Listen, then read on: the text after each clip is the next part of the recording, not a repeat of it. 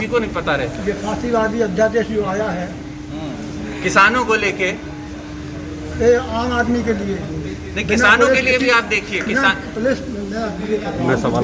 किसी search warrant के तो किसी के घर में वो तो अध्यादेश मैं समझता हूँ बहुत बड़ा काला कानून है और प्रगतिशील समाजवादी पार्टी उसका भी विरोध करती है।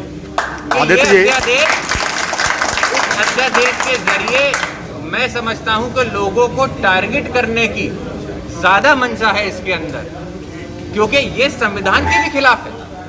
संविधान हर एक नागरिक को एक पूरी तरीके से जिम्मेदारी देता है, उसको विश्वास देता है, लेकिन इस तरीके से आप कहीं ना कहीं संविधान को ही ठोकर मारने का काम कर रहे हैं।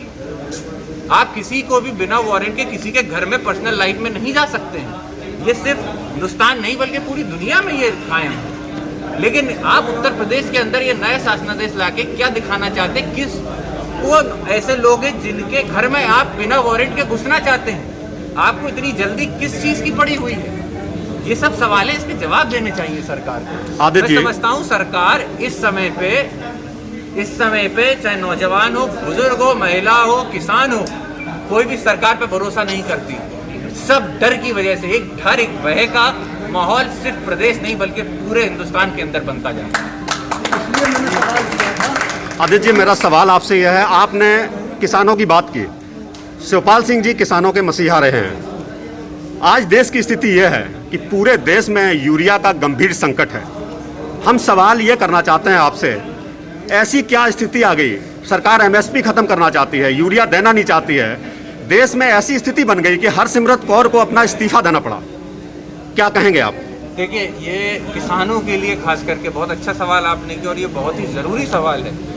मैं समझता हूँ कि किसानों को वैसे ही पहले एमएसपी पे उनका समर्थन मूल्य नहीं मिलता था। आज की तारीख में अगर आप आंकड़े देखें तो मैं समझता हूँ 10% से नीचे ऐसे किसान थे जिनको एमएसपी पे अपना धन मिलता था, लेकिन 90% वैसे भी प्राइवेट मार्केट में बेचते थे जाके।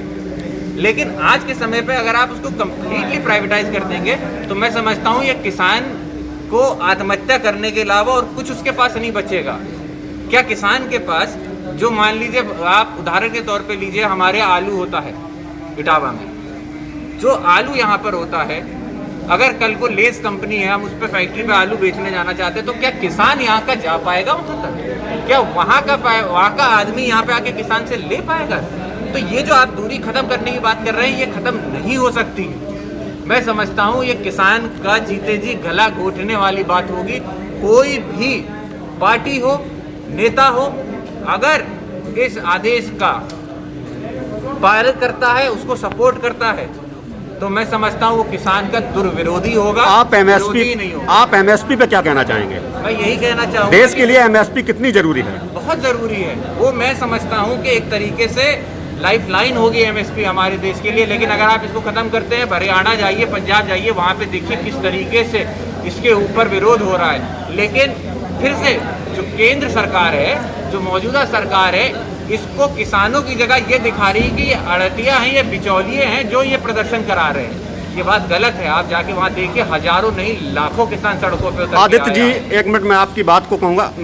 मैं मानता हूँ कि हरियाणा पंजाब में बिचौलिए हैं और आड़ती हैं जो पैसे खा जाते हैं। उत्तर प्रदेश के अंदर मैंने कई जिलों में 100-100 करोड़ के घोटाले खोले।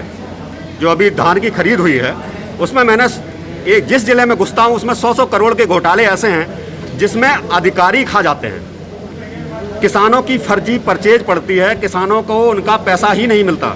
ऐसे किसान दिखाए जाते हैं डॉक्यूमेंट में जिनके पास 1 बीघा खेती नहीं है। देखिए, जो आप बात कह रहे हैं वो समस्या हो सकती है, उस समस्या का निवारण भी हो सकता है, उससे आप छुट्टी दिला सकते हैं। लेकिन मैं कहता हूँ उसका उपाय अगर आप इसको समझते हैं तो ये उपाय बिल्कुल नहीं है। जो आपने कानून व्यवस्था बनाई है उस व्यवस्था में अगर आपको लूपहोल दिख रहे हैं, अगर आपको अधिकारी लग रहे हैं तो उस जिले के अधिकारियों को सस्पेंड करें। वहाँ पे आप पे सरकार है भाई, प्रशासन आपका है। अगर आपसे अधिकारी नहीं डरेगा तो किससे डरेगा? तो इसलिए मैं कह सकता हूँ, मेरा सवाल जो आने वाले समय पे ये जो अध्यादेश आया है, ये पूरी तरीके से प्रगतिशील समाजवादी पार्टी इसका विरोध करती है। आदित्य, एक सवाल है, जो आपकी साइकिल यात्रा है, क्या माना जाए 2022 की तैयारी? राष्ट्रीय महासचिव आदित्य यादव ने आज प्रेस कॉन्फ्रेंस कर केंद्र और राज्य सरकार पर हमला बोला। उन्होंने हमला बोलते हुए किसानों के लिए जो बिल लाया गया है उसके विरोध में ज़बरदस्त विरोध किया। साथ ही नौजवानों का भविष्य चौपट हो रहा है, इसके लिए भी बहुत ही विरोध जताया। साथ ही उन्होंने द संडे व्यूज़ की खबर पर मोहर लगाते हुए कहा कि किसानों के हक को खाने वाले अफसरों पर योगी सरकार सख्त कार्रवाई करे। कैमरामैन शरद के साथ Shekhar Yadav, the Sunday views, India express news, Etawah.